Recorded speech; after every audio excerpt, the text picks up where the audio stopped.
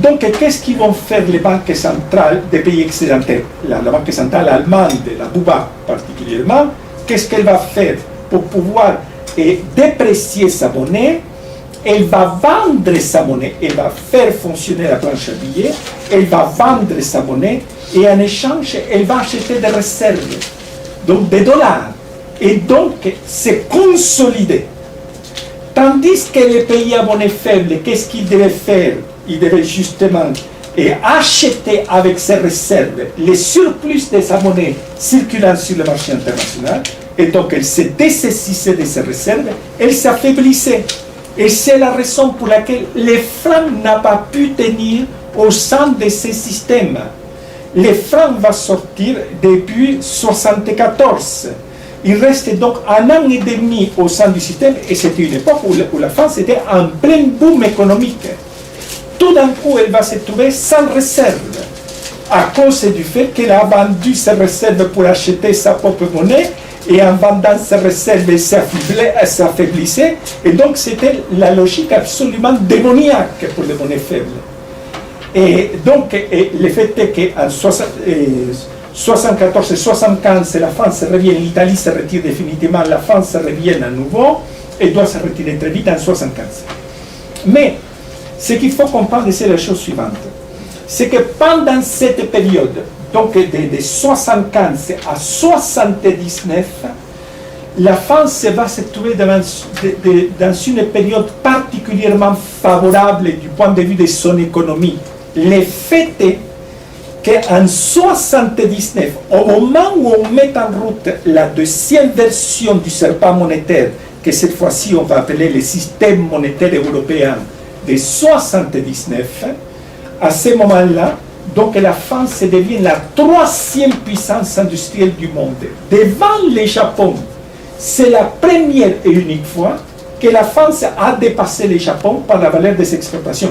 Vous pouvez vous imaginer ce que cela impliquait. C'est quelque chose d'absolument énorme. Donc à l'époque, l'ordre c'était les États-Unis tout d'abord, après l'Allemagne, après la France et après le Japon en 1979.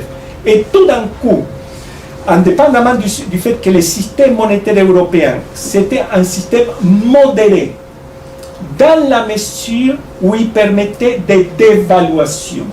Ce n'était pas un système de parité stable et non ajustable, mais plutôt un système de parité stable et ajustable, ce qui va faire qu'il va faciliter les choses pour les monnaies faibles. Les monnaies faibles vont pouvoir donc se dévaluer, et puis cette dévaluation va lui permettre de revenir à nouveau dans la concurrence, etc.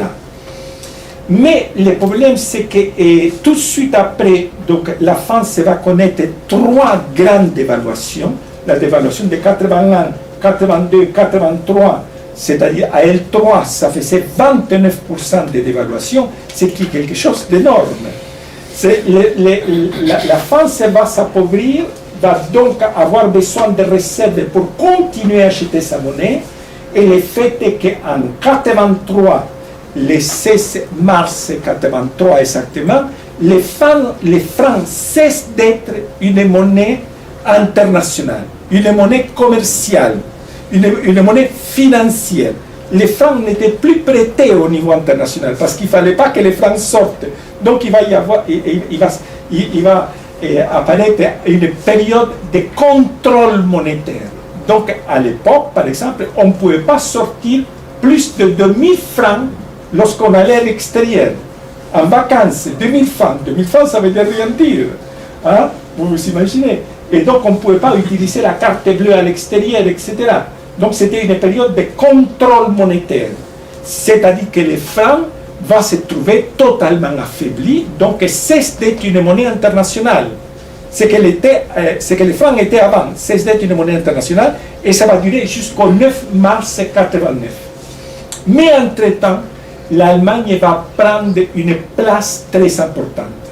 Parce que vous avez vu, les mécanismes du serpent monétaire vont donner tous les pouvoirs à l'Allemagne et vont créer les conditions, avec les SME par la suite, vont créer les conditions de l'affaiblissement du franc. Le fait est que donc va apparaître au niveau international ce qu'on appelle les accords de New York du 22 septembre 1985, donc avec la création de 3 espaces monétaires. L'espace dollar, les primos inter pares, l'espace marque dans lequel faisait partie la France. Donc la France va rentrer dans l'espace marque, comme l'Italie, par la suite l'Espagne, etc. Donc l'Allemagne va prendre une place de plus en plus importante, devient donc la 2e monnaie de réserve internationale. Et la 3e monnaie étant donc le yen. Le yen n'a pas eu un espace monétaire qui lui était propre à cause du fait, à cause du fait, si vous voulez, du fait que Hong Kong était déjà, avait une parité pure par rapport au dollar, était ce qu'on dit peg, avait un peg par rapport au dollar à partir de 82, par rapport au dollar, et ce qui fait que toujours le peg existe, c'est-à-dire toujours les dollars de Hong Kong est en parité pure avec les dollars, c'est toujours la même parité, ça n'a pas changé. Donc la Chine ne pouvait pas rentrer dans l'espace yen parce qu'elle s'éloignait de Hong Kong.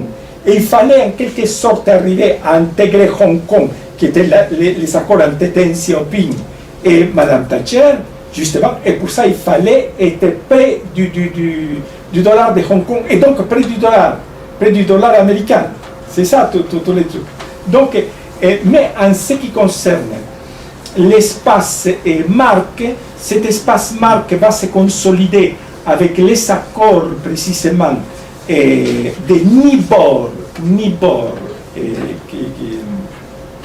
les accords de Nibor, donc du 13 septembre 1987, dans lequel, selon cet accord, donc, on va donner à la Bundesbank l'initiative de la politique monétaire, c'est-à-dire de pouvoir dicter en première instance son taux directeur. C'est-à-dire que si l'Allemagne avait un taux directeur de 3, la France devait avoir un taux directeur de 5, l'Italie de 7, l'Espagne de 9, par exemple, et le Portugal de 12, pour vous donner un exemple. C'était donc l'Allemagne, la Bundesbank, qui déterminait tout d'abord son taux directeur. Par la suite, les autres mettaient leur taux directeur, mais très éloignés du marque, pour éviter que les marques ne les secouent pas, ne provoquent pas de crise. Et c'est la crise qu'on va connaître précisément le 2 août 1993, cette célèbre crise terrible de l'effondrement du franc, parce que le franc a essayé de passer au même niveau les taux directeurs, de faire passer les taux directeurs au même niveau que les marques, et ça va provoquer l'effondrement du franc. Voyez? Et c'était pour éviter ça qu'il y avait cette hiérarchie des taux. Mais le fait est que, puisque l'Allemagne avait un taux directeur plus faible, l'Allemagne était plus concurrentielle que ses partenaires. Donc elle était totalement dominante. Et tout d'un coup va se produire, comme vous le savez, quelque chose qui n'était pas totalement prévu par l'histoire, c'est la réunification allemande. Et à partir de 1989, et la réunification allemande, à son tour, va provoquer l'affaiblissement du marque. Mais cet affaiblissement, il faut le constater, va se produire à partir de 1995.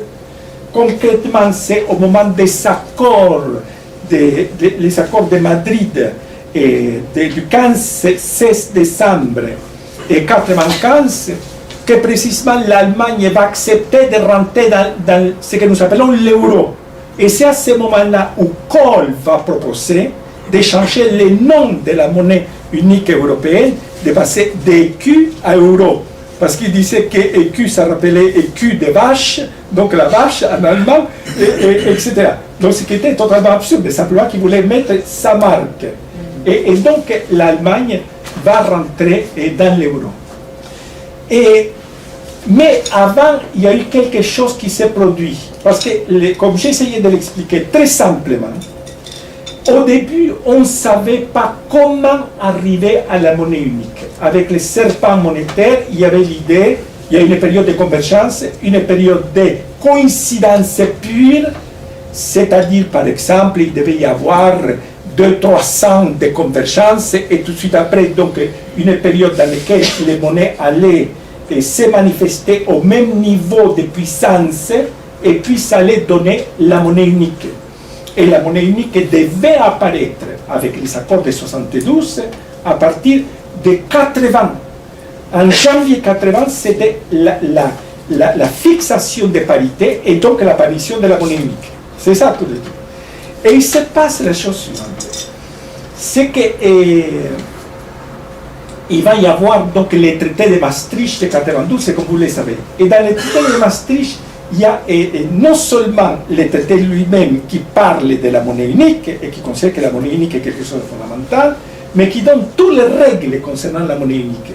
En plus, il y a au sein du traité de Maastricht, il y a le statut de la Banque centrale européenne, et qui fait qu'il y a quelque chose de nouveau, et on n'a pas pris conscience à l'époque du fait que le traité de Maastricht, qui était en principe celui qui va diriger la rédaction du traité de Maastricht, c'est Giscard, il ne faut pas l'oublier. C'est une initiative purement française. La monnaie unique, comme l'ont rappelé tous les grands spécialistes au niveau international, c'était une initiative française. Et quel va être le modèle qu'on va prendre? Probablement ça peut choquer, mais c'est le franc CFA. Ce n'est pas autre chose. Parce que dites-vous une chose, il y avait avant l'apparition de la monnaie unique européenne, il n'y avait qu'un seul système de monnaie unique, c'était le franc CFA, qui avait sa cohérence à l'époque coloniale. Mais normalement, au moment de l'indépendance, chaque pays aurait dû émettre sa propre monnaie. Parce qu'il ne faut pas oublier que la souveraineté monétaire est le complément de la souveraineté politique. Un pays doit contrôler sa monnaie. S'il ne contrôle pas sa monnaie, il ne peut pas contrôler sa destinée. C'est ça le problème.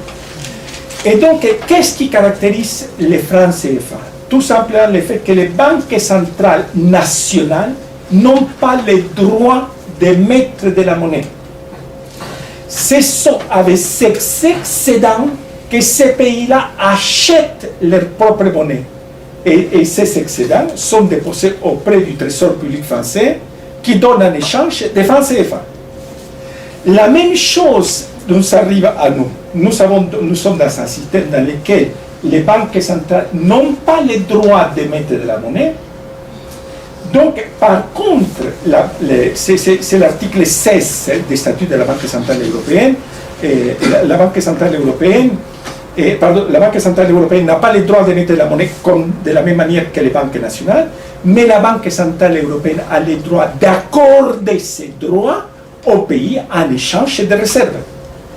Donc il est tout à fait évident qu'on va se trouver dans un système qui va favoriser les pays à monnaie forte et pénaliser terriblement les pays à monnaie faible. Les pays déficitaires, parce que là, il n'y a plus de monnaie forte et de monnaie faible.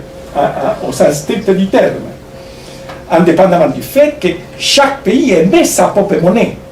Par exemple, dans l'euro, vous l'avez sans doute remarqué, il y a une lettre au début du numéro de chaque billet qui donne les pays d'origine, les pays qui frappent. Par exemple, la Belgique, c'est la lettre Z. La France, c'est la lettre U. Et l'Allemagne, c'est la lettre A. X. Ah oui, c'est X, pardon. X. C'est Z, la Belgique. Z, la Belgique. X, c'est l'Allemagne. Et la Grèce, c'est la Y, etc. etc. Bon. L'Espagne, c'est la U, etc. Bon, le fait est que chaque pays émet sa propre monnaie et cette monnaie va circuler dans chaque pays. Mais lorsqu'il s'agit d'un pays déficitaire, cette monnaie émigre vers les pays excédentaires. Donc les pays excédentaires se trouvent non seulement avec l'afflux de monnaie venant des pays déficitaires, donc les pays faibles, et il ne faut pas oublier qu'enfin nous sommes actuellement un pays totalement déficitaire. On a un déficit absolument impressionnant.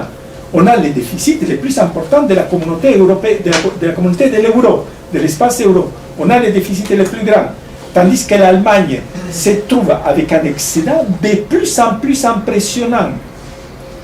Et la puissance de l'Allemagne, et c'est quelque chose que j'explique, la puissance de l'Allemagne, elle n'est pas venue du fait que les Allemands sont très réveillés, etc., ou sont très travaillés et tout ça. Non, c'est tout simplement à cause du fait, premièrement, il y a deux choses essentielles. Premièrement, le fait que l'Allemagne va petit à petit trouver son hinterland et intégrer son hinterland, c'est-à-dire les pays de l'Est, qui sont des pays où l'Allemagne pratique de la sous-traitance. Donc, par exemple, actuellement, les voitures allemandes, à 80% sont produites dans les pays de l'Est. Après, c'est monté en Allemagne, exporté made in Germany, mais c'est secondaire. Le fait est simplement que, si vous regardez bien, l'Allemagne va commencer à avoir à nouveau des excédents, parce que l'Allemagne va se trouver à un moment donné comme un pays déficitaire à cause de la réunification, puisque la réunification va provoquer une telle demande excédentaire. Il ne faut pas oublier qu'on a changé les marques de l'Est contre les marques de l'Ouest, à la même qualité, etc. Tout d'un coup, on a créé 17 millions de consommateurs de plus, et ils ont absorbé tout l'excédent allemand. C'est tout à fait évident. C'est la raison pour laquelle, donc, l'Allemagne va se trouver en déficit, si nous regardons les comptes courants de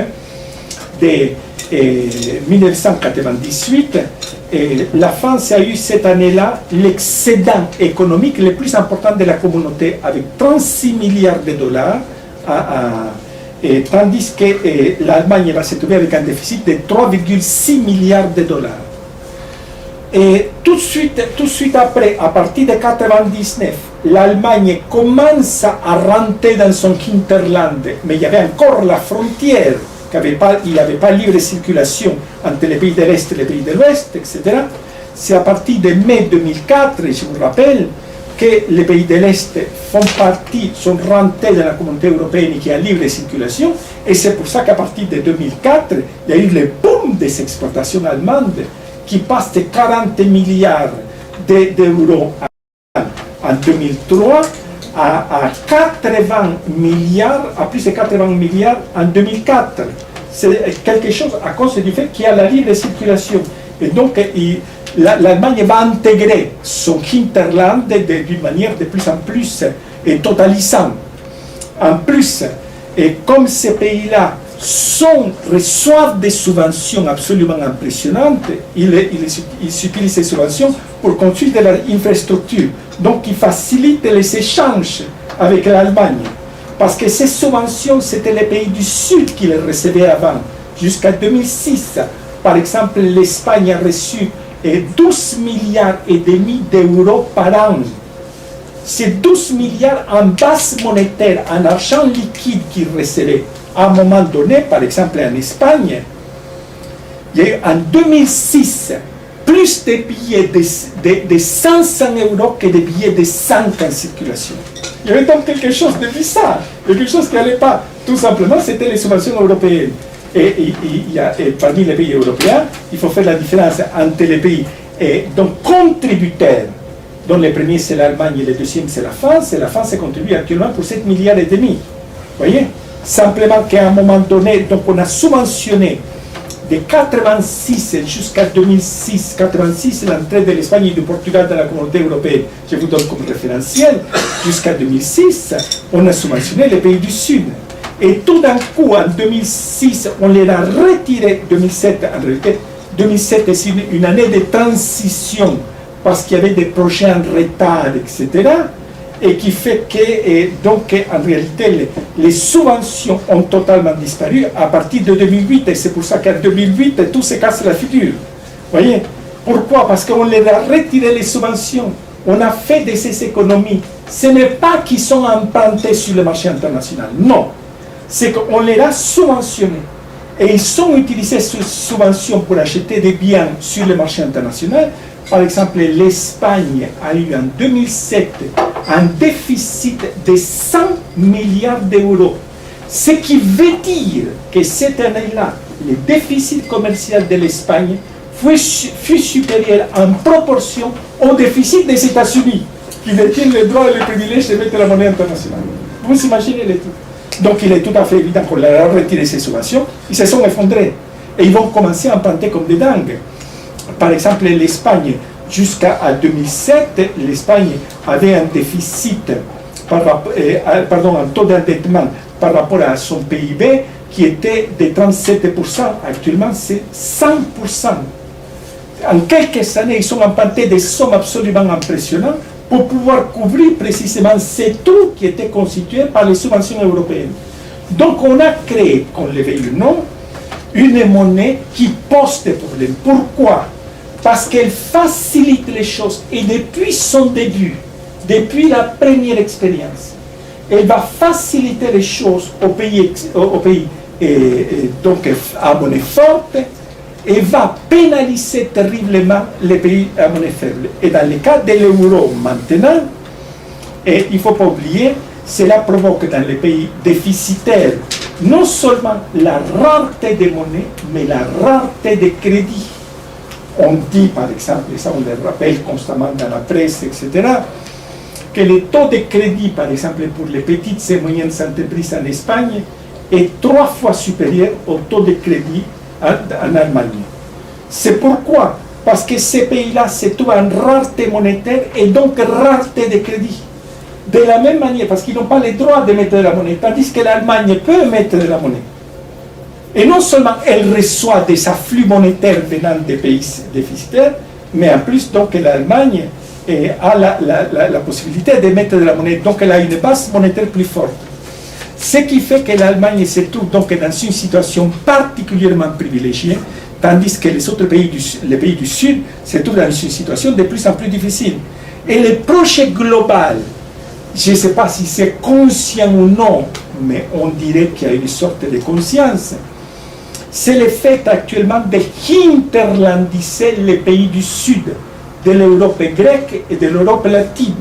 Et ils sont en train de le réaliser précisément avec cette politique d'austérité qu'ils imposent. C'est l'Allemagne qui l'impose. Et donc, le problème, c'est que on va, si nous laissons cette réalité continuer à se manifester selon sa logique, cette logique de cette monnaie qui facilite les choses aux pays excédentaires et pénalise les pays déficitaires, je vous signale que, par exemple, en 2013, l'Allemagne a eu donc un excédent qui était très supérieur à l'excédent chinois, indépendamment du fait presque le double, non pas le double, disons du 40% de plus, 40% de plus que l'excédent chinois, indépendamment du fait que les exportations chinoises sont beaucoup plus importantes que les exportations allemandes. En 2013, la Chine a exporté pour 2220 milliards de dollars, tandis que l'Allemagne a exporté pour un peu moins de 1500 milliards.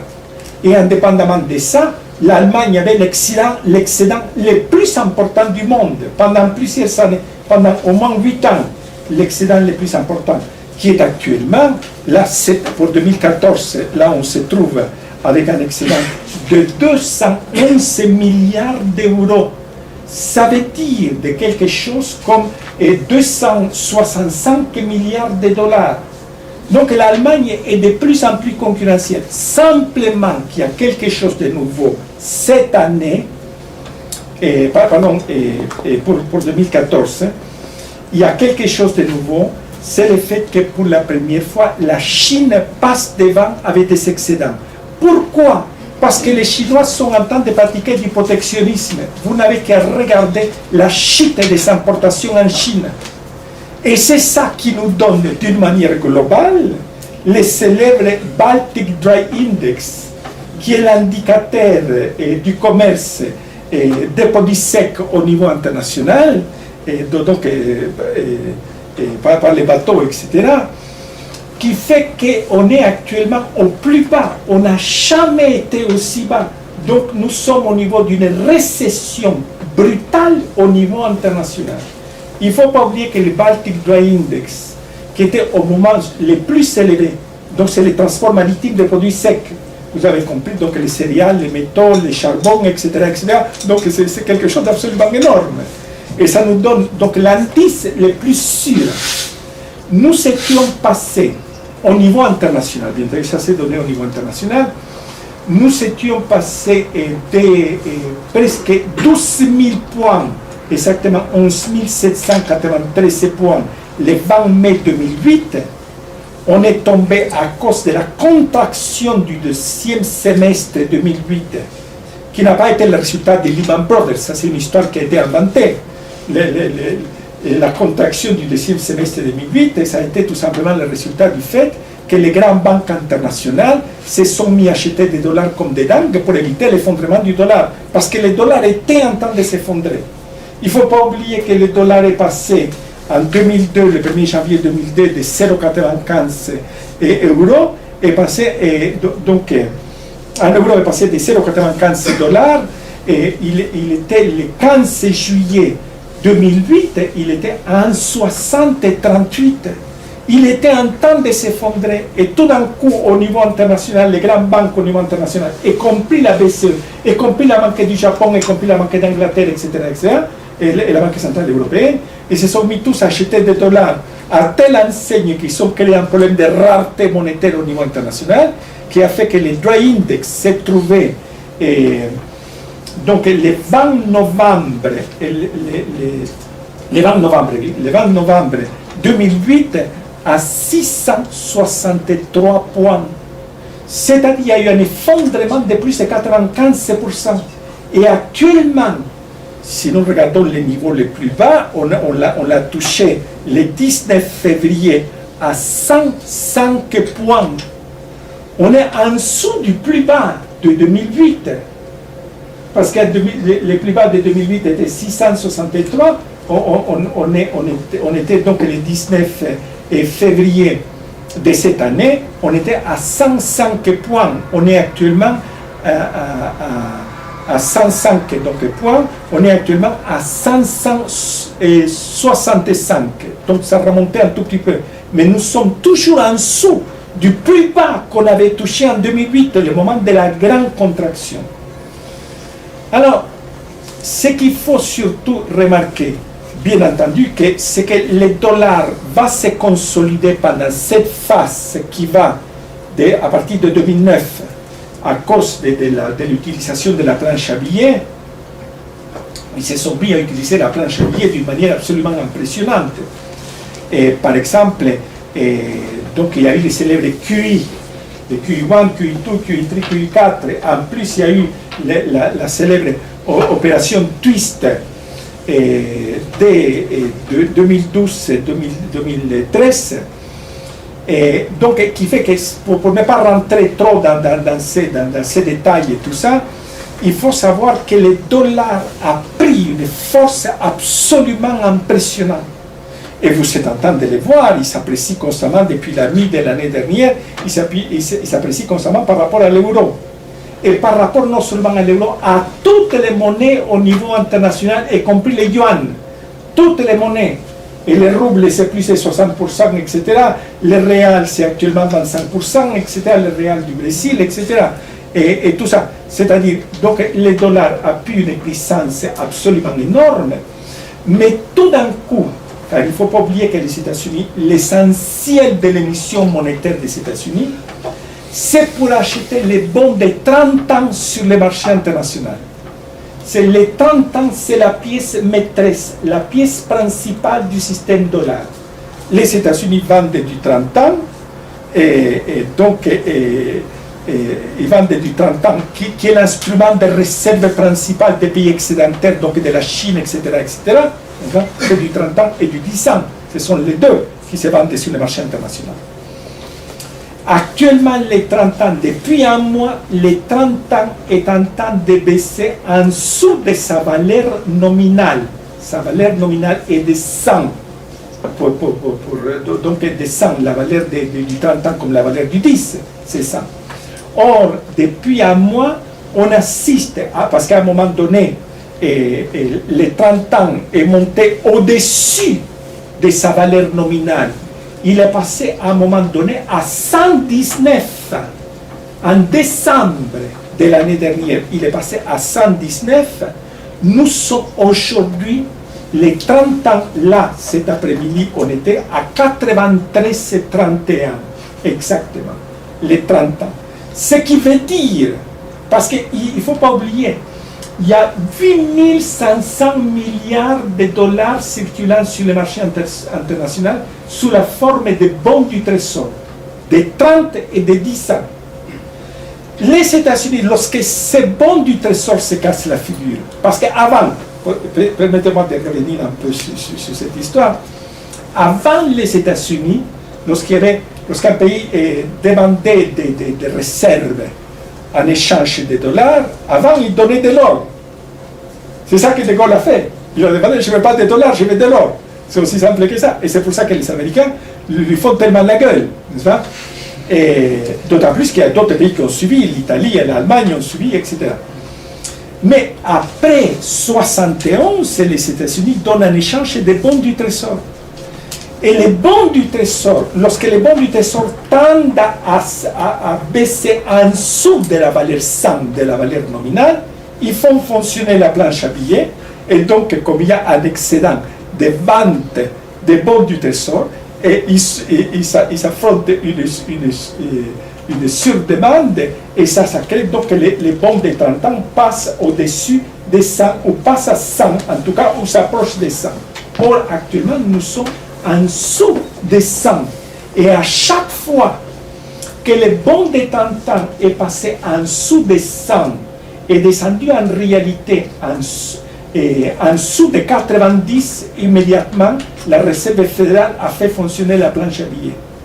C'est tout à fait normal, mais il ne faut pas s'oublier une chose, c'est que dernièrement, si on regarde tout simplement l'opération Twist, c'est 85 milliards de dollars par mois qui étaient utilisés pour acheter des bons du Trésor sur le marché international. Avec le QI4, c'est 45 milliards, et actuellement, tout indique que si, et normalement, la Réserve fédérale, parce que la Réserve fédérale, passez-moi cette explication, la Réserve fédérale ne regarde pas les taux de rémunération du 30 ans ou du 10 ans. Les 10 ans étaient aujourd'hui à 98, pour vous dire. Donc ils sont en dessous de la valeur nominale. Et les 30 ans est à 93 et 31, comme je viens de l'indiquer. Ce qui veut dire que si la Chine veut vendre demain ces bons du Trésor, elle a perdu déjà au moins en moyenne 100% de la valeur de ces bons du Trésor. 100% sur 3 000 milliards. Ça vous donne donc une idée de la quantité d'argent qu'il y a derrière. Et si les bons du Trésor continuent à se casser la figure, etc., il va falloir, parce que sinon les Chinois vont se mettre, les Chinois et tout le reste, tous les pays excédentaires, vont se mettre à vendre des bons du Trésor comme des dingues et acheter de l'or. Parce que l'or, c'est la valeur en dernière instance, ça c'est tout à fait évident. Donc, on se trouve actuellement à la veille du fait qu'à nouveau la Réserve fédérale va intervenir donc en lançant un QI5. À quel moment ça va le faire? Il faut que ça descende en dessous de 90. Ce qui est très curieux, c'est que les pays excédentaires, comme la Chine, etc., n'ont pas encore vu les problèmes de la valeur réelle de ces obligations. Ils ne regardent que le taux de rémunération. Or, le taux de rémunération n'a pas beaucoup bougé. Il restait, les 30 ans est à 2,80. Donc, autour de 2,80, ça oscille autour de ça. Ce qui veut dire qu'ils n'ont pas regardé, mais à un moment ou à un autre, il risque d'y avoir un accident. Et cet accident va venir du côté de l'euro. Parce que si la Grèce, s'il y a une sortie de la Grèce, de l'euro, une sortie qui va être provoquée par exemple, un bank run, c'est-à-dire une sorte de panique sur les réserves, sur l'épargne, de retirer l'épargne des banques, etc., la Grèce peut se trouver en dehors du système de l'euro du jour au lendemain. Et ça va provoquer immédiatement une crise sur les marchés obligataires. Actuellement, le 10 ans grec est à 56 euros. Pas à 100, qui est sa valeur nominale, à 56. Ce qui vous donne une idée du fait que les 10 ans grecs, parce que lorsqu'on regarde les autres pays, on regarde que les 10 ans, c'est les États-Unis qu'on regarde les 30 ans. Vous voyez, c'est la pièce maîtresse. Tandis que la pièce maîtresse, par exemple, du franc, de l'euro français, c'est les OAT. Et les OAT, c'est justement C'est actuellement un tout petit peu en dessous des 100. C'est pas très compliqué. Mais de toute façon, si demain il y a une crise de l'euro, ça va donner une crise dans les marchés obligataires de l'euro qui risque de provoquer une crise du marché obligataire dans les dollars, dans les systèmes dollars. Ce qui veut dire, car il ne faut pas oublier que les États-Unis ne sont responsables de rien, ils ne doivent rien à personne. Les bons du Trésor sont garantis dollars et les dollars sont garantis des bons du Trésor. Les bons du Trésor ne sont pas garantis or. D'ailleurs, les États-Unis n'ont pas beaucoup de réserves or, contrairement à ce qu'ils disent, et tous les spécialistes le savent, etc. Donc, à un moment ou à un autre, il risque d'y avoir une panique sur les marchés de l'or qui risque de provoquer non seulement l'effondrement de l'euro, mais l'effondrement donc du dollar. De là, la nécessité de réfléchir à la possibilité de sortir du système de l'euro. De toute façon, sortir du système de l'euro est une nécessité, parce qu'on ne peut pas continuer dans ce système dans lequel les pays ont la possibilité d'emprunter sur le marché international. Ils sont en train de s'endetter d'une manière absolument terrible. Regardez le cas de la France, nous sommes presque à 100%. L'Italie est à 125% de son PIB, etc. L'Italie, elle, toute seule, elle doit 2200 milliards d'euros. Donc, c'est ces sommes absolument colossales. C'est des sommes qui dépassent l'endettement en proportion par rapport au PIB de ce qui était l'époque du surendettement de l'Amérique latine. C'est quelque chose, on est plus endetté en proportion que les pays sous-développés. Les pays sous-développés, par exemple le cas du Mexique, la dette mexicaine est de 10%. 10%. Pourquoi les pays latino-américains enfin la dette des pays latino-américains a disparu? Tout simplement à cause de l'effondrement du dollar qui s'est produit entre 2002 et 2008. Non seulement il y a eu l'effondrement du dollar, plus le dollar s'effondrait, moins la dette coûtait, mais en plus il y a eu le boom des exportations. Quelque chose qui est en train maintenant, on est dans la contraction du marché international. Et nous sommes en train de le voir avec le dry index, de telle sorte qu'il est évident que demain, il va falloir sortir de cette dette. Et la seule façon de sortir de cette dette pour les pays européens, c'est justement de quitter l'euro. Parce qu'en quittant l'euro, l'euro lui-même va se déprécier à l'infini et la dette va disparaître d'elle-même. Comme pour le cas des pays de l'Amérique latine, le dollar s'est effondré et donc la dette, pour ainsi dire, s'est diluée, s'est évaporée elle-même. Et c'est la raison pour laquelle les pays latino-américains ne sont pas très endettés. Et par exemple, le Brésil a actuellement une dette extérieure qui doit être de l'ordre de 20%. C'est rien du tout. Bien entendu, le Brésil va commencer à s'endetter actuellement parce qu'ils ont des problèmes au niveau économique international. Mais ces problèmes sont provoqués par la surpuissance du dollar. Et la seule riposte que les pays latino-américains vont trouver et qui est la plus intelligente, c'est tout simplement de dévaluer leur monnaie par rapport au dollar. Et vous l'avez vu, presque tous les pays latino-américains sont en train de dévaluer leur monnaie, que ce soit les pesos mexicains, que ce soit le réal brésilien, ou que ce soit les pesos, bon, et je ne parle pas du peso argentin ou vénézuélien qui sont dans les désastres, et les vénézuéliens surtout, mais de toute façon, ils sont en train de déprécier leur monnaie pour pouvoir être concurrenciés sur le marché international. De là, le fait que nous allons vers un monde dans lequel chaque pays va avoir sa propre monnaie. Il va pouvoir déterminer sa propre réalité. Parce que la souveraineté monétaire, comme je l'ai déjà indiqué, elle est complément de la souveraineté politique. Mais le problème, c'est que ça sera une simple période de transition qui va durer probablement une dizaine, une quinzaine, une vingtaine d'années, je ne sais pas. Parce que le problème, c'est que lorsque chaque pays, si on pense à la disparition du dollar, car il ne faut pas oublier que les États-Unis, par exemple, Barry Eichengreen, un spécialiste de la monnaie américaine, le plus grand spécialiste, disait une chose: les États-Unis tirent un bénéfice de l'ordre de 1000 milliards de dollars par an. 1000 milliards, sans rien faire. Sans rien faire. Vous comprenez? C'est ça qui est extraordinaire. Donc, si demain tous les pays deviennent à égalité dans la possibilité de pouvoir, parce que l'or ne peut pas servir aux deux, sinon on revient aux crises du 19e. Et il va falloir à un moment donné un retour de l'argent métal, donc une remonétisation de l'argent métal, et cela va être la conséquence tout simplement d'évaluation compétitive. Parce qu'à un moment ou à un autre, si les pays latino-américains l'ont compris actuellement, qu'il faut dévaluer par rapport au dollar, demain tous les pays vont comprendre qu'il faut dévaluer pour devenir concurrentiel. Donc ce qui veut dire que dans l'ordre des choses se trouve le retour au bimétallisme. Et dans ces conditions, chaque pays pourra, parce que s'il y a un retour du bimétallisme, il ne peut pas y avoir de crise au niveau international. Les crises au niveau international ont commencé avec le monométallisme. C'est 1825, il ne faut pas l'oublier, comme le signal Marx, c'est vu, etc. Et il va y avoir, s'il y a retour au bimétallisme, il est tout à fait évident qu'il va y avoir des crises, mais des crises nationales. Il y aura des crises dans un pays, des crises à l'autre, etc.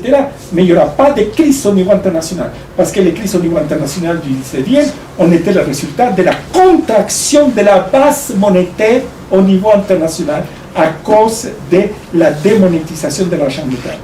Et actuellement, nous nous trouvons dans une situation totalement différente, que les États-Unis absorbent une partie importante des richesses produites au niveau international et que de toute façon, ils ne sont pas responsables dans le sens où ils doivent payer ces déficits. Non, de toute façon, les perdants, qui vont être les perdants? Ce sont les pays excédentaires qui détiennent les réserves les plus importantes du monde. Donc je ne comprends pas comment les Chinois n'ont pas compris qu'ils sont en train de jouer un jeu particulièrement dangereux dans le fait de détenir des réserves aussi importantes au niveau international. Merci.